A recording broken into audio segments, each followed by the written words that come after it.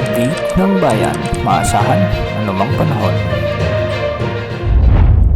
Magandang araw po sa ating lahat. Narito na ang pinakuling update sa magiging lagay ng ating panahon sa araw na ito at sa mga susunod na araw. Sa kasalukuyan ay patuloy nating binabantayan ang epekto ng bagyong Verbena na kung saan naglandfall na ito kaninang tanghali sa bahagi ng Bayabas, Surigao del Sur. Huling namata ng sentro ng bagyong ito at tinatawid na ang mga kalupaan ng Mindanao patungo sa Visayas.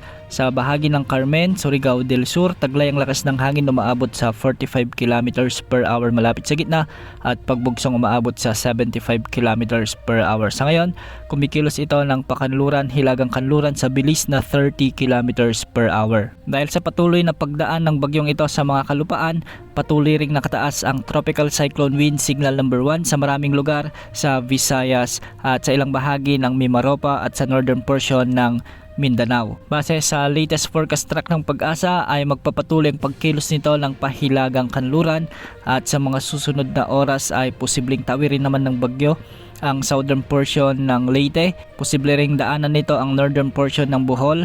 Direkta rin nitong madadaanan ang bahagi ng Cebu Province, ang northern portion ng Negros Island at posibleng daanan din nito ang southern portion ng Panay Island. Pagkatapos ay posibleng mas lumakas pa ito habang ito ay nasa karagatang sakop ng Celebes Sea at inaasahang lalakas pa ito bilang tropical storm bukas ng hapon o gabi. Tatawirin pa rin ng bagyo ang northern portion ng Palawan at sa araw naman ng Huwebes posibleng makalabas na ito sa ating area of responsibility bilang isang severe tropical storm. Sa mga susunod na oras, pinag-iingat pa rin natin ang mga lugar na direktang dadaanan ng bagyo. Bagamat mahina man ang sirkulasyon ng bagyong ito, asahan naman ang malawakang pag-ulan na dadalhin ng bagyong ito sa buong Visayas, sa may Caraga, Masbate, Occidental Mindoro, sa may Oriental Mindoro, Romblon at Palawan. Ang mga lugar na ito ay makakaranas na ng mga pag-ulan at pagbugso ng hangin na posibleng magdulot ng mga biglaang pagbaha at pagguho ng lupa,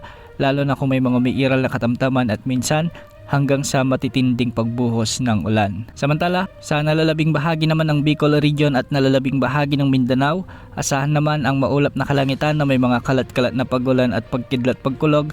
Dulot pa rin ito ng Tropical Cyclone Verbena na kung saan posible ring magdulot ito ng mga biglang pagbaha at pagguho ng lupa kung may mga umiiral na katamtaman at malalakas na pag-ulan. Magiging maulap naman na may mga kalat-kalat na pag-ulan at isolated thunderstorms. Dulot naman ito ng shear line sa bahagi ng Metro Manila, Cordillera Administrative Region, Calabarzon, Cagayan, Isabela, Quirino, sa may Nueva Ecija, Nueva Vizcaya, Aurora at Bulacan. Pinag-iingat rin natin ang mga lugar na ito sa posibilidad ng mga biglang pagbaha at pagguho ng lupa, lalo na kung may mga katamtaman at malalakas na pag-ulan. Samantala, sa Ilocos Norte kasama na at ang Pangasinan, makakaranas naman ng maulap na papawirin na may mga kasamang pag-ulan. Dulot naman ito ng amihan o northeast monsoon. Sa nalalabing bahagi ng Luzon, asahan naman ang bahagyang maulap hanggang sa maulap na kalangitan na may mga isolated light rains o makalat-kalat na mahinang pag-ulan. Dulot pa rin ito ng amihan. Antabayan na ng mga susunod na update sa bagyong Verbena sa mga susunod na oras. Yan muna ang latest sa lagay ng panahon. Ito po ang weather update ng bayan, maasahan anumang panahon.